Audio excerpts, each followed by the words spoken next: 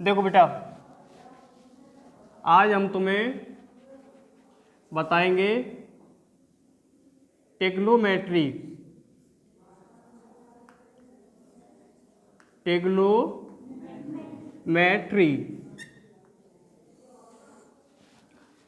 टेग्नोमेट्री में क्या होता है कि एक समकोण त्रिभुज, कैसा समकोण त्रिभुज, एक समकोण त्रिभुज को लेते हैं। कैसा लेते हैं? समकोण त्रिभुज। समकोण त्रिभुज में क्या है कि ये जो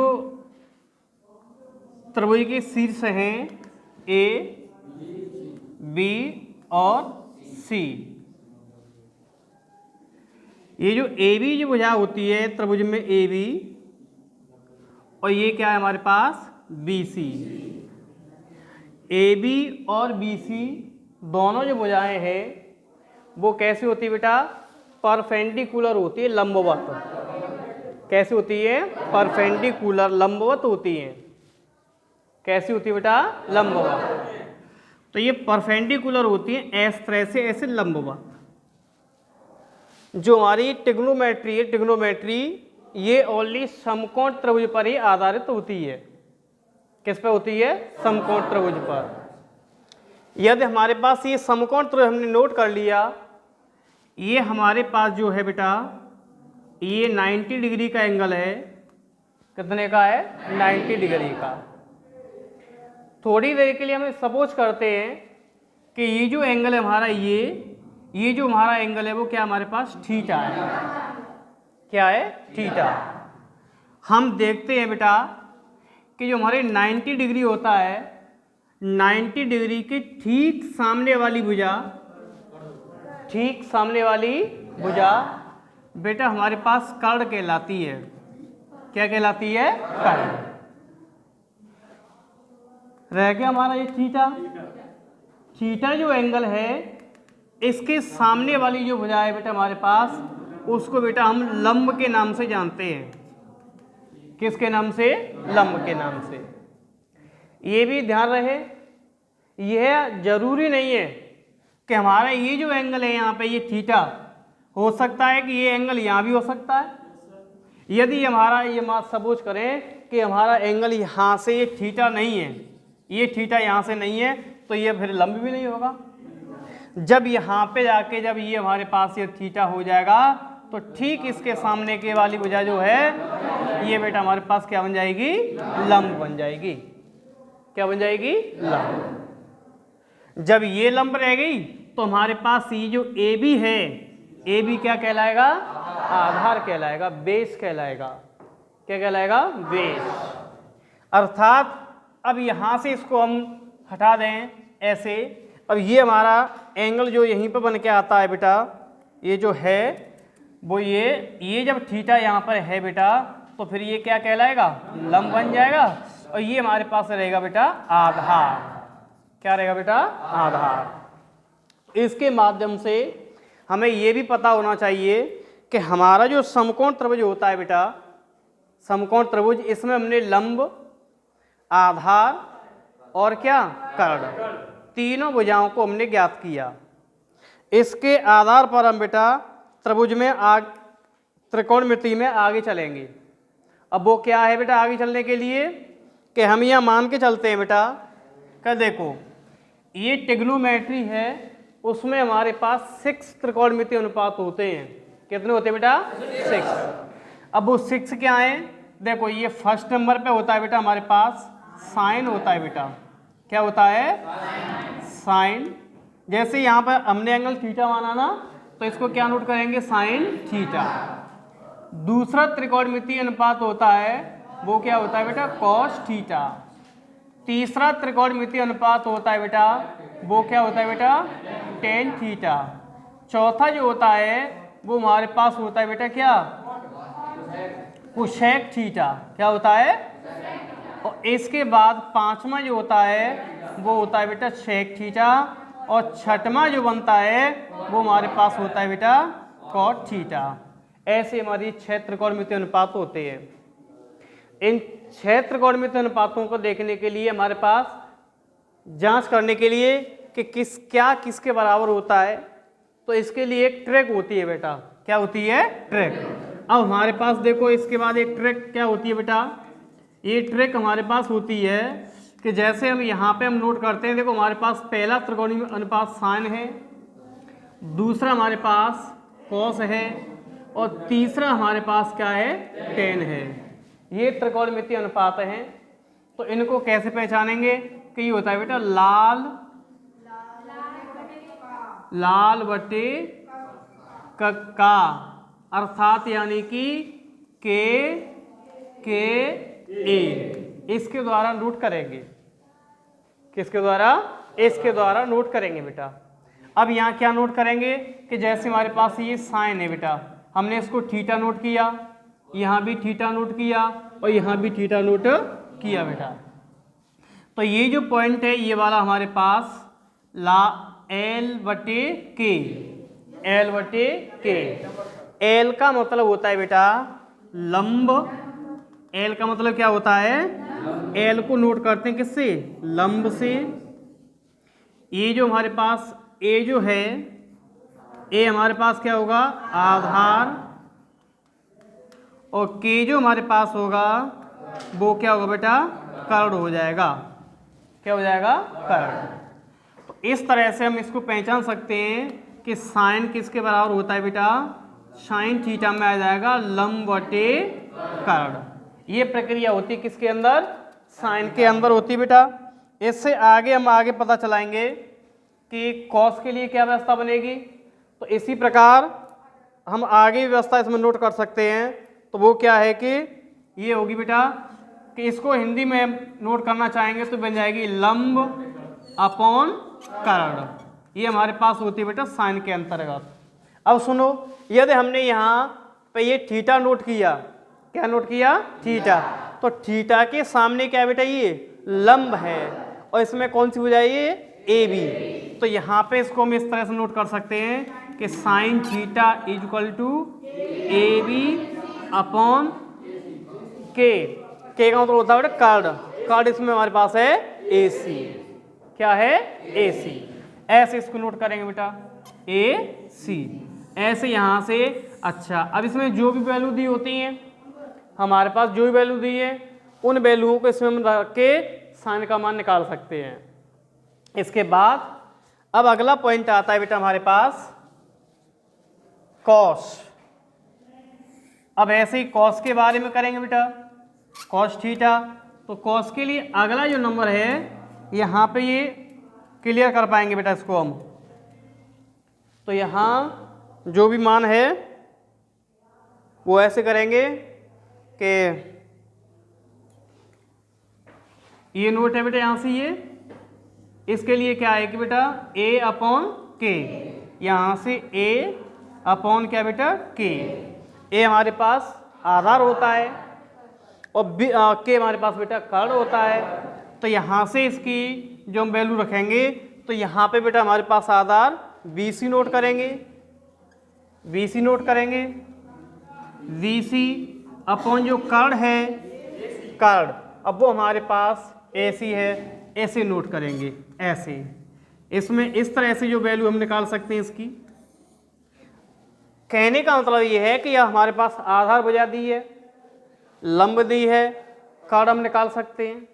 और कर्ण निकालने का तरीका क्या होता है बेटा कि इसमें एक चीज और नोट करते हैं, वो होती है बेटा कर्ण स्क्वायर इज इक्वल टू लंब स्क्वायर प्लस क्या बेटा? आधार स्क्वायर। ऐसे करके हम इनका मान भी नोट कर सकते हैं बेटा। यहाँ से हम कर्ण निकाल लेंगे या कोई सी भी दो भुजा दी हैं तो तीसरी भुजा यहाँ से निकाल करके, और इन त्रिकोणमितीय अनुपातों का कोई मान पूछता है तो यहाँ हम इसको नोट कर सकते हैं। क्या कर सकते हैं? नोट। ठीक इसी तरह से बेटा टेन थीटा के बारे में भी हम आगे को इसको कर सकते हैं। तो टेन के लिए तीसरा पॉइंट हमारा बेटा ये बनता है, ऐसे करके ये बन गया ना। तो इसके लिए क्या है बेटा? एल अपॉन ए। एल का मतलब होता है बेटा लंब और ए का मतलब होता है आधार। तो ये हमारे पास यहाँ बनता है। तो लंब तो ये होता है और आधार हमारे पास ये है। तो इसके लिए क्या है कि ए वी अपॉन वी सी, ऐसे इसको नोट करेंगे यहाँ से, तो ये बन जाएगा बेटा tan theta is equal to A B upon आधार बेटा हमारे पास क्या है बी सी है, इसको यहाँ बी सी में नोट करेंगे वी सी। इस तरह से हम यहाँ से टेन का भी मान निकाल सकते हैं। अच्छा, अब जो हमारे पास साइन है, कॉस है और टेन है, ये तीन त्रिकोणमितीय अनुपातों के बारे में हमने तुम बताया कि ये मान हम इस समकोण त्रिभुज से कैसे निकाल सकते हैं, ऐसे निकालेंगे जो हमने बताया। इसके बाद शेष रह जाते हैं हमारे पास तीन, और वो शेष तीन क्या है हमारे पास बेटा, वो तीन जो है वो हमारे पास देखो, एक तो ये है बेटा यहाँ से ये कुशेक है, कुशेक आता है, इसके बाद शेक आता है, और उसके बाद बेटा कॉट आता है, ये तीन रह जाते हैं। तो इन तीनों को निकालने के लिए कोई अलग से कोई काम नहीं करना, जो हमारे पास हम पहले से ऑलरेडी साइन है, कॉस है, टेन है, उन तीनों का प्रारूप जो हम निकाल चुके हैं, तीनों का प्रारूप निकाल चुके हैं कि ये मान लो कि हमारे पास ये मान लो ये इस तरह तुम्हारे पास, ये इस तरह हमारे पास क्या है, साइन है, कॉस है और टेन है। अब इसका हमें जो दूसरा प्रारूप निकालना है, वो नीचे वाला जो मेरा बाजू है, वो नीचे वाली बाजू ये दर्शा रही कि ये क्या है हमारे पास, एक तो कुशेक है, एक सेक है और एक क्या बेटा कॉट। अब हमें इसकी वैल्यू निकालनी है, तो हम इसको कैसे कर देंगे, ऐसे पलटा उल्टा कर देंगे, इसको क्या कर देंगे उल्टा। तो बाकी के जो तीन त्रिकोणमितीय अनुपात हमारे पास शेष रह जाते हैं वो हमारे पास निकल आते हैं। जैसे कि यहाँ पे हम आगे चलते हैं, उसके लिए क्या है कि ये हमने यहाँ से तीन पॉइंटों के लिए शेष रह गए हमारे पास बेटा, क्या होता है यहाँ पे, पहले कोशेक, उसके बाद रहता है बेटा शेक, और उसके बाद रहता है बेटा यहाँ पे कॉट। तो इसके लिए क्या है कि इन तीनों नीचे से पदों को क्या कर देंगे, उल्टा कर देंगे, क्या कर देंगे उल्टा। जैसे कि जो हमारे पास के ए जो है इसे ऊपर ले जाते हैं और उसको नीचे लाते हैं, तो यहाँ से ऐसे बेटा देखो के, यहाँ पर भी के, यहाँ पे बेटा ए, इनके अपॉन में यहाँ पे क्या आएगा बेटा एल, इसके अपॉन में क्या है बेटा ए, और इसके अपॉन में क्या आएगा बेटा, क्या आएगा बेटा एल। इस तरह से हम पहचान सकते हैं कि ये जो कुशेक है वो क्या है बेटा कर्ण अपॉन लंब है, शेक जो है वो कर्ण बट्टे आधार है, कॉट जो है वो आधार बट्टे लंब है। इस तरह से अब यहाँ से हम इनका इन भुजाओं के साथ संबंध निकालते हैं, तो वो क्या है बेटा, हमने ये नोट किया पहले, हम नोट करते हैं बेटा कुशेक थीटा को नोट करते हैं बेटा, तो कुशेक के लिए बेटा कर्ण है और ये क्या हमारे पास लंब है। तो हम देखते हैं कि कर्ण हमारे पास जो भुजा है ना, ये ए सी भुजा जो हमारे पास है वो क्या है कर्ण है, तो यहाँ पे नोट करते हैं ए सी अपॉन, इसके बाद हमें चाहिए लंब, तो इसमें जो लंब भुजा है वो है हमारे पास बेटा ए बी, तो यहाँ पे हम नोट कर लेंगे ए बी। इस तरह से हम जो है कि कुशेक की वैल्यू निकाल सकते हैं, कुशेक की वैल्यू निकाल सकते हैं। इसके बाद अगला पॉइंट आता है सेक। अब सेक के लिए भी हमें दिखाई दे रहा होगा, सेक यहाँ से एक थीटा इसकी वैल्यू है ना, इसके लिए क्या करते हैं कि सेक में जो होता है वो है हमारे पास कर्ण अपॉन आधार है ना, तो यहाँ पर भी हमारे पास जो कर्ण वो कौन सी भुजा कहलाएगी, ए सी, जो नोट पहले से हमने रखा ही है। तो यहाँ पे बेटा हम यहाँ पे ए सी को नोट करेंगे अपॉन, इसके बाद है बेटा आधार, वो हमारे पास आधार बी सी नोट करेंगे, ये हो गया बी सी। इस तरह से हम बेटा यहाँ से सेक थीटा की वैल्यू निकाल सकते हैं, है ना, ये वैल्यू निकाल सकते हैं। अब इसके बाद अगला पॉइंट आता है हमारे पास कॉट, तीसरा पॉइंट आता है कॉट। तो यहाँ से कॉट थीटा की वैल्यू हमारे पास पहले से ऑलरेडी है आधार अपॉन लंब, ए अपॉन एल। तो बेटा यहाँ पे जो आधार है ना वो हमारे पास बी सी है, तो यहाँ से बी सी अपॉन, और ये जो हमारे पास जो एल है, एल हमारे पास थीटा के सामने वाली भुजा को बोलते हैं, वो बेटा ए बी हो जाएगा। इस प्रकार से हम यहाँ से कॉस थीटा की वैल्यू इस समकोण त्रिभुज के माध्यम से हम निकाल सकते हैं। इतना होने के बाद अब यहाँ से कुछ उनकी और ही वैल्यू होती हैं। अब वो वैल्यू क्या होती है कि वो वैल्यू यहाँ ये होती है बेटा, इसके यहाँ बताते हैं। ये वैल्यू हमारे पास ये कहलाती है कि हम तो ये भी नोट पढ़ते हैं। देखो बेटा, जैसे हमने पढ़ा साइन थीटा बराबर ये फॉर्मूला होता है कि ये 1 कोसेक थीटा, परंतु यह ये होता है तो हम कैसे प्रमाणित करेंगे कि यह इसके बराबर है। ये हम कैसे प्रमाणित करेंगे कि साइन थीटा बराबर 1 कोसेक ही क्यों होता है, 1 कॉस क्यों नहीं होता, कॉस क्यों नहीं होता। तो इसके लिए देखो प्रूव करने के लिए हमारे पास अभी हमने तुम्हें पहले से बता चुके हैं तुम्हें बेटा कि जैसे हमारे पास ये साइन है, क्या है साइन।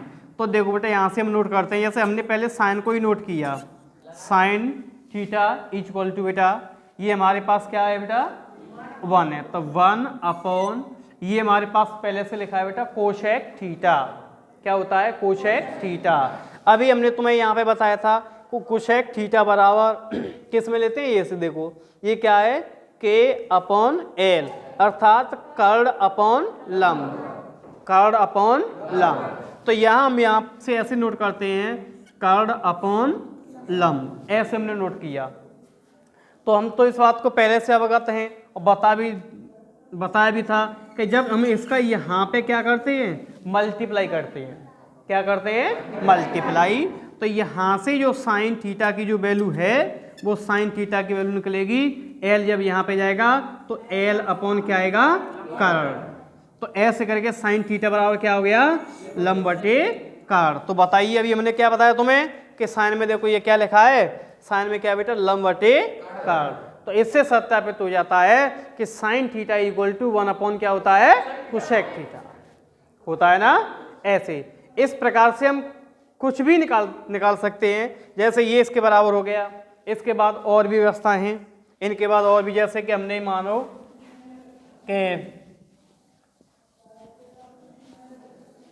इसके बाद यहाँ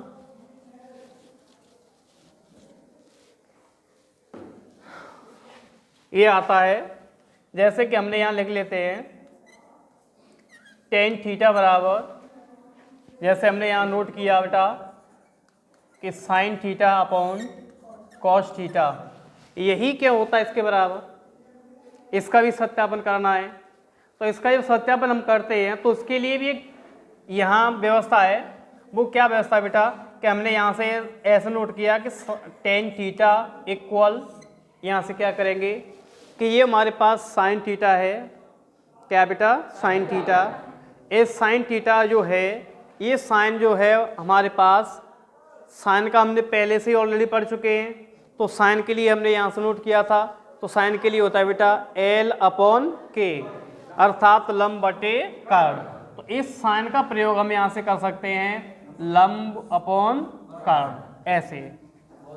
इसके बाद हमारे पास अब दूसरा त्रिकोणमितीय अनुपात है कॉस थीटा। तो इसके लिए क्या है बेटा, ये है आधार बटे कर्ण। अब इसका हम मान यहाँ पे जो है कि रखेंगे, यहाँ रखने के बाद जो हम निकालना चाह रहे हैं वो आसानी से निकल आएगा बेटा। तो यहाँ पे देखो ये लिखेंगे आधार बटे क्या बेटा कर्ण, ऐसे नोट किया बेटा। तो इस बात को हम पहले से जानते हैं कि देखो ये लंब बटे कर्ण है और ये भी हमारे पास आधार बटे कर्ण है। इसमें कैलकुलेशन हम पहले से जानते हैं, तो ये जब कैलकुलेशन करते हैं बेटा तो यहाँ हम कर्ण से कर्ण को फिनिश कर सकते हैं, काट सकते हैं ऐसे करके, क्योंकि इसका डिवाइड करेंगे तो कर्ण से कर्ण कैंसिल हो जाएगा बेटा। इसके बाद हमारे पास जो बचता है वो टेन थीटा बराबर क्या बचता है बेटा लंब बटे आधार, क्या बचता है लंब बटे आधार, जो कि हमारे पास देखो पहले से है टेन थीटा क्या लंब बटे आधार। तो इस प्रकार से हम कह सकते हैं, इसलिए हम क्या कह सकते हैं बेटा कि टेन थीटा बराबर साइन थीटा बटे अपॉन कॉस थीटा के इक्वल होता है। इस तरह से हम इसको निकाल सकते हैं बेटा। क्लियर है ना, कोई डाउट तो नहीं है। इस तरह से हम इसको निकाल सकते हैं। ऐसे हमने बेटा ये त्रिकोणमितीय अनुपातों को समकोण त्रिभुज से भुजाओं को ज्ञात करना बताया।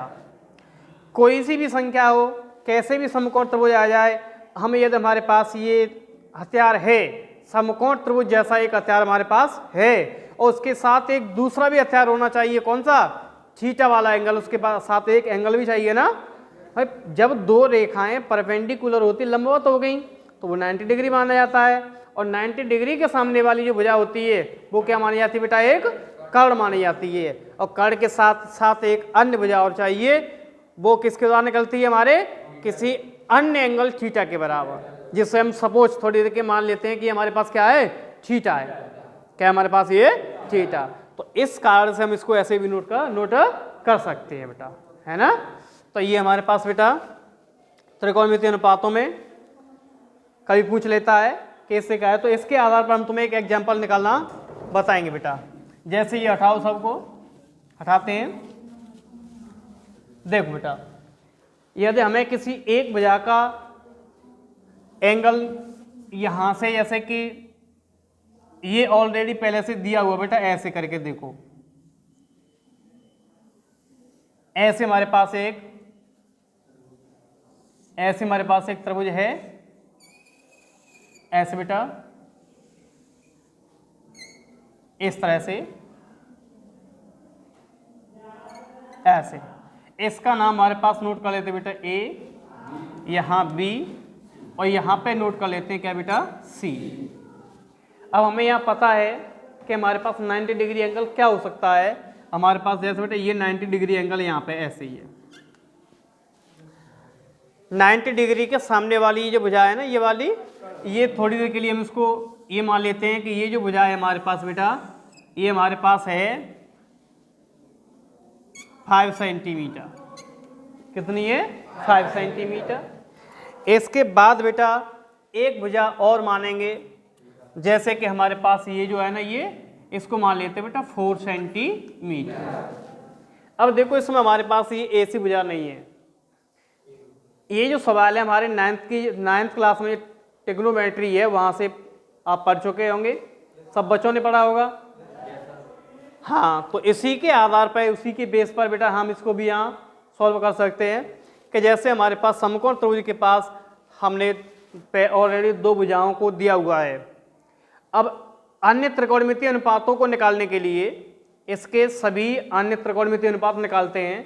जैसे कि यहाँ निकालना है बेटा, हमें यहाँ ज्ञात करना है, जैसे कि साइन ए है, कॉस ए है, वो यहाँ से बी नोट करो बेटा, साइन बी है, कॉस बी है, टेन बी है, इसके बाद कोशेक बी है,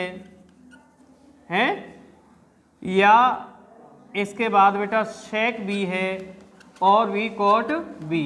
इनके मान हम निकालना चाहेंगे क्वेश्चन मार्क, कैसे निकालना चाहेंगे, तो इनके मानों को निकालने के लिए सीधी सी प्रारूप है बेटा कि पहले नंबर तो हमारे पास जो समकोण त्रिभुज है, समकोण त्रिभुज में जो दिया है, क्या दिया है कि हमारे पास दो भुजाएं निर्मित रूप से पहले दी हुई हैं, निश्चित रूप से दो भुजाओं को दिया गया है, तीसरी भुजा जो है वो हमारे पास नहीं है।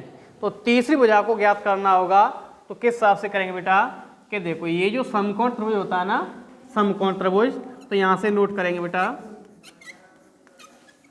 समकोण ट्राइंगल ए बी सी में, किस बेटा, ए बी सी में पाइथागोरस प्रमेय का प्रयोग करते हैं बेटा। पाइथागोरस प्रमेय क्या होती है जानते हैं ना, पाइथागोरस प्रमेय जो होती है बेटा वो होती है कर्ण स्क्वायर इक्वल टू लंब स्क्वायर प्लस आधार स्क्वायर।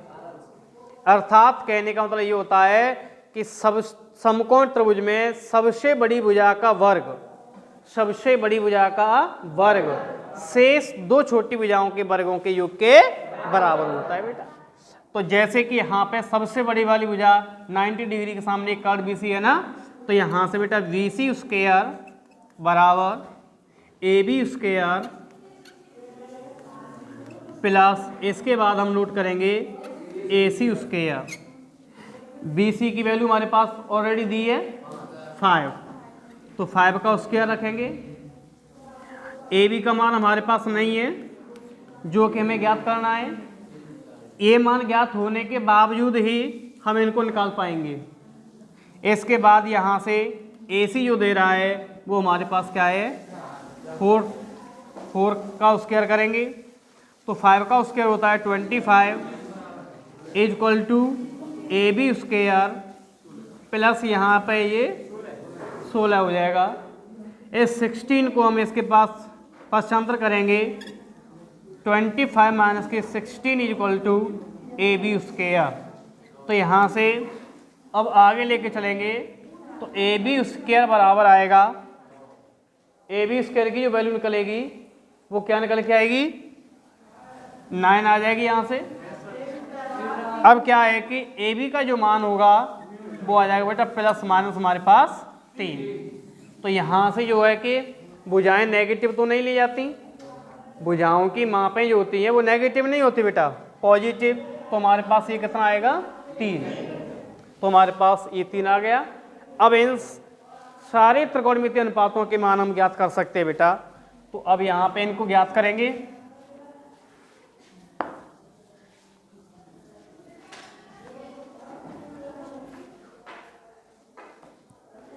अब यहाँ से क्या है कि हमें पहले नंबर निकालना है साइन बी। साइन बी का मान निकालेंगे। तो साइन बी का मान निकालने के लिए यहाँ से नोट करेंगे sine B is equal to, अभी हमने तुम्हें नोट कराया था साइन बी बराबर होता है लंब बटे कर्ण होता है। तो यहाँ से लिखेंगे लंब बटे कर्ण। अभी इसमें अब देखो, अब हमें कर्ण तो ऑलरेडी निश्चित हो जाता है, समकोण त्रिभुज में कर्ण तो ऑलरेडी ही निश्चित होता है, क्योंकि कर्ण चेंज नहीं होता। एंगल के हिसाब से, एंगल की अकॉर्डिंग, एंगल के अकॉर्डिंग हमारे लंब और आधार चेंज हो सकते हैं। एंगल के अकॉर्डिंग हमारे लंब और आधार चेंज हो सकते हैं। कि जैसे हम यहाँ b का मान निकालना चाहेंगे, b का मान निकालेंगे तो b के ठीक सामने वाली ये जो भुजा होगी, ये भुजा हमारे पास क्या कहलाएगी, लंब कहलाएगी, लंब। तो जब ये लंब है, कर्ण तो ऑलरेडी है हमारे पास, तो ये जो भुजा हो जाएगी ये आधार कही जाएगी। क्या कही जाएगी, आधार। तो इसके लिए यहाँ से लंब जो है वो हो जाएगा बेटा हमारे पास AC अपॉन जो कर्ण है वो क्या है हमारे पास BC। यहाँ से BC नोट करेंगे तो यहाँ से साइन B इक्वल टू आएगा, AC का जो मान है हमारे पास वो 4 है और BC की जो वैल्यू है वो हमारे पास 5 है। इस तरह से हम साइन B का मान निकाल सकते हैं। इसके बाद जैसे कि कॉस भी है, टेन भी है, कोशेक भी है, सेक भी और कॉट भी। इसी प्रकार से मान निकालेंगे। जैसा कि एक एग्जाम्पल और ले लेते हैं, जैसे यहाँ कोशेक भी नहीं छोड़ो, ये ले लो टेन बी को ले लेते हैं। यहाँ से जैसे कि हमने निकाला अब टेन बी का मान, तो टेन बराबर हमने पहले बता दिया, टेन का मतलब होता है लंब बटे आधार, लंब बटे आधार, यानी कि L बटे A। तो टेन बी, तो यहाँ से लिखेंगे टेन बी इक्वल टू, अब जो लंब जो भुजा है वो हमारे पास AC रहेगी, AC, और जो आधार है वो हमारे पास AB नोट किया जाएगा। क्या नोट किया जाएगा, AB। ऐसे बेटा। इसके बाद जब यहाँ से हम टेन बी का मान निकालना चाहेंगे तो बेटा हमारे पास AC का मान क्या है, 4 सेंटीमीटर। क्या दिया है, 4। तो हम यहाँ से 4 लिखेंगे अपॉन जो AB है ना बेटे, AB का मान हमने कितना निकाला, 3 सेंटीमीटर। अब जो AB का जो हमने मान निकाला था वो किसके द्वारा निकाला, पाइथागोरस प्रमेय के द्वारा, पाइथागोरस प्रमेय के द्वारा। वो हमारे पास 3 प्राप्त हुआ, वो हम यहाँ पे नोट कर देंगे बेटा।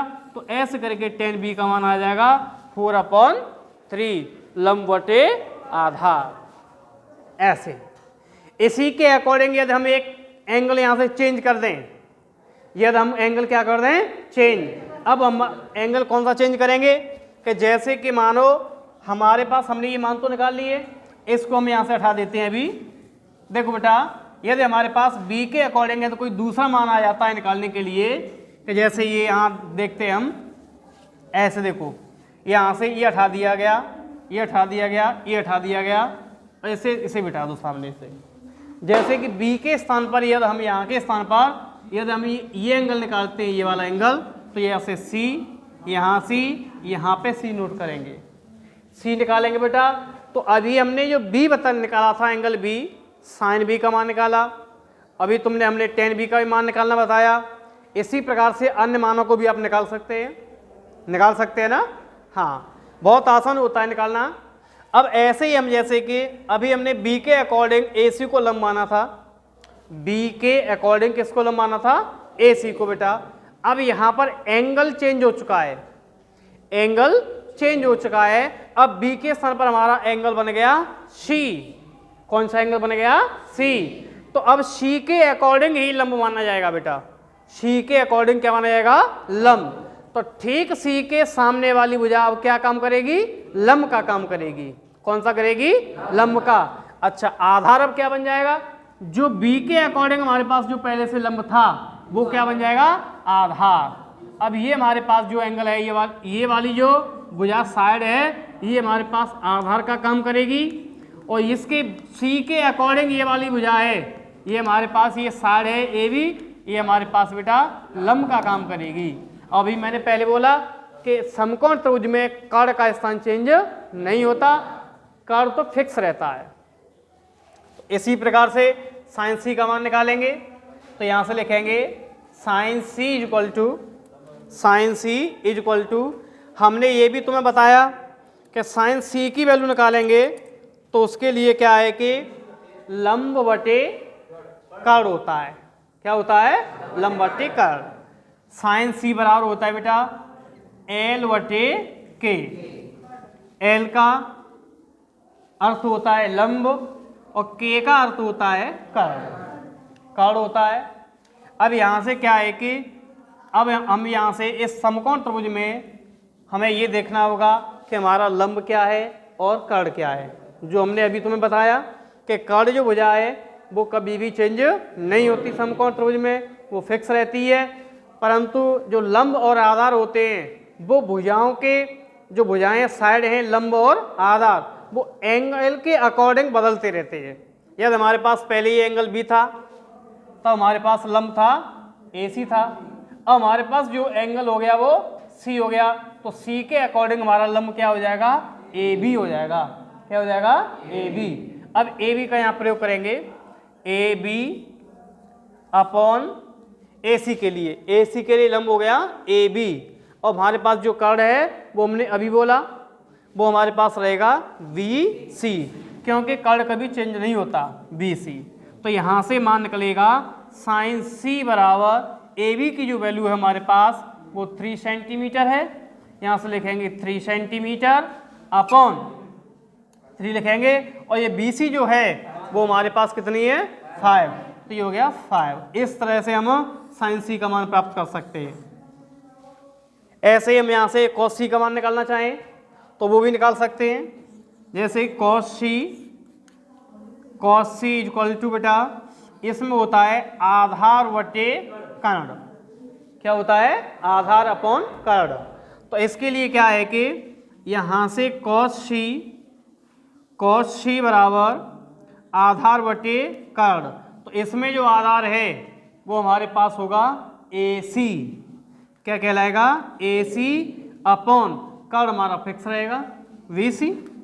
तो ऐसे करके यहाँ से जब कॉस सी की वैल्यू निकालेंगे तो वो हमारे पास हो जाएगी 4/5। 4/5 इस तरह से ऐसी वैल्यू निकाल सकते हैं। ठीक है, इसी प्रकार इसकी वैल्यू नोट कर सकते हैं ना, निकाल सकते हैं ये। तो इस तरह से समकोण त्रिभुज के माध्यम से हम किसी भी त्रिकोणमितीय अनुपात का ट्रिग्नोमेट्री के अंतर्गत किसी भी त्रिकोणमितीय अनुपात का मान निकाल सकते हैं। बशर्ते ये ध्यान रहना चाहिए कि त्रिकोणमितीय अनुपातों के मान निकालने से पहले एक समकोण त्रिभुज का होना अनिवार्य है। कैसा है, अनिवार्य। जब तक हमारे पास समकोण त्रिभुज नहीं है तो हम वहां पर त्रिकोणमितीय अनुपातों के मान हम ज्ञात नहीं कर सकते। है। भुजा के साथ साथ हमें एंगल भी चाहिए, भुजा के साथ साथ क्या चाहिए, एंगल। यदि हमारे पास भुजाएं हैं तो भुजाओं के अकॉर्डिंग हम मान निकाल सकते हैं। अब भुजा हमारे पास नहीं है तो वहां पर हमें क्या चाहिए, एंगल, अर्थात क्या चाहिए, कोण। क्या चाहिए, कोण।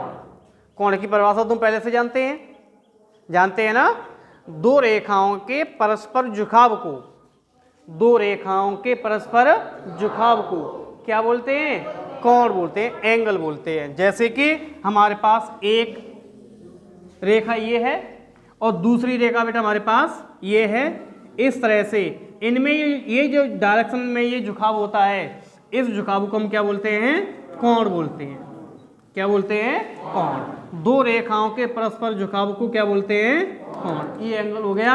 जैसे कि हमारे पास ये ए है, ये बी है, ये सी है, तो इसको हम बोल पाएंगे एंगल कौन सा, ए बी और सी, ए बी सी।